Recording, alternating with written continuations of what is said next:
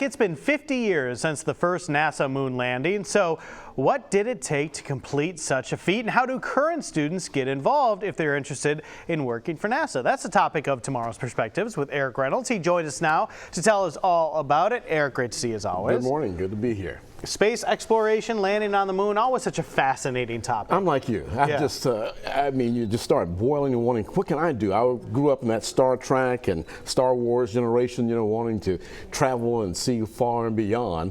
And now, of course, they're talking going to Mars and other missions that kids who are growing up today can be a part of. And I think this is one of the tie-ins of this one where we reflect on what happened 50 years ago and Alabama's role in that, because usually we talk about NASA, but not understanding that the Marshall Space Flight Center right in Huntsville was an integral part of this. In fact, the rockets that took man to the moon and back developed, and all of that started right there in Huntsville, Alabama. Our state had a huge impact in the race for space. That was back in, what is it, the 60s? 69, basically? Yeah. So a lot to talk about here, and we're talking about taking it into the future too, and that's where it's really interesting because the University of South Alabama playing a part in that too. A major role now. In fact, just a hotshot young professor there who loves this astro science and the whole concept of taking the minds of kids today who are thinking about this type of development, when you look at astrophysics and that type of thing, to NASA jobs today.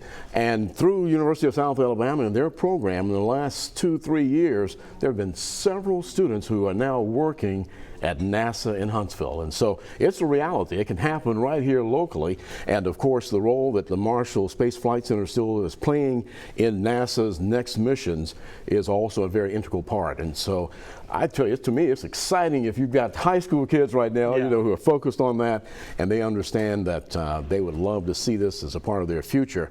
It can happen now right here in our local area. So on this Perspectives, which is 30 minutes, who are you going to spend these 30 minutes talking to? Well, we'll spend it with that professor who comes in and he talks about the programs, what a student should be thinking and doing at this phase of the game, and then what South offers to get them to the next level. We'll also meet and talk with some of the folks from the Marshall Space Flight Center about what they're doing right now, a part of the next missions of NASA and the going to Mars, what's taking place there now. So we'll hear all of that mix, and if you're a NASA space junkie like we are, you will get excited and wish that, why didn't they have this back when I was coming through, at that level? But exciting times, and I think the most important thing is that nothing has changed as far as Alabama's role in the future of space, NASA, and it's what's going on at South Alabama tying into that. And of course, you can sort of punch your ticket to the next level right here locally. All right, that sounds great. When can the folks tune in to watch this episode of Perspectives? Tomorrow morning, Saturday at 9 a.m., right after the Fox